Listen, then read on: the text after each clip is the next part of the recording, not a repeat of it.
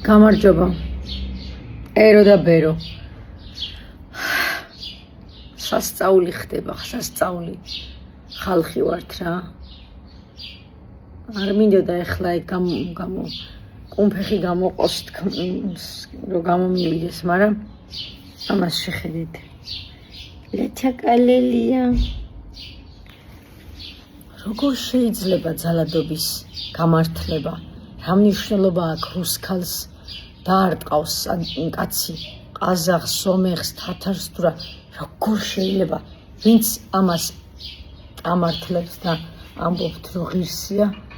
აუ თქვენ ტვინებში ვერ გაქვთ კარგად საქმე. აი, come on guys, what the fuck? ჩემ შვილს რო ეგ გაეკეთებინა, 3 წელი ცოტა ამეთქი ვიტყოდი. მინიმუმ 7 წელი ვახეხინებდი. გაუმარჯოს კანონს და ყველა კანონის დამცველს. დააправეთ ახლა აფექტის მდგომარეობაშიო. ბედს არის ეგოგო გადარჩენილი, ისერში არ გადატყდა, იცით თქვენ.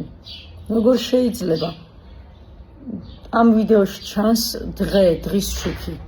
არაფერსაც არ აწუხებდნენ, არ იყო გვიანი ღამე და დიახაც მე რა რომ ხმაურობდნენ და ერთობოდნენ. ქორწილის სუფრა იყო და გაერთნენ, ძალიანაც კაი, მაგრამ მისულიყავით დაგერეკათ, გეთქვათ მენეჯმენტისთვის. ეხა ბევრი სასტუმროს ამტყუნებს კიდე. სასტუმროს თუ არ უთხარი და თუ არ გამოთქვი შენი ის რა ქვია პროტესტი, იმათ რა იციან, კუდის სუფრაზე კი არ ზიანის მენეჯერები და დაცვის სუფროსები. ეთქვათ, წასულიყვნენ და რეაგირება მოეხდინათ, ან სხვა ოთახში გადააბარგებდნენ იმას და ან კიდე დაურეკავდნენ პოლიციას და გაარჩევდა პოლიცია. მაშ კანონი რისთვის არსებობს?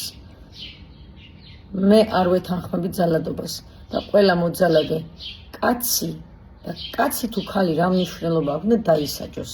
აი ესა ჩემი პოზიცია.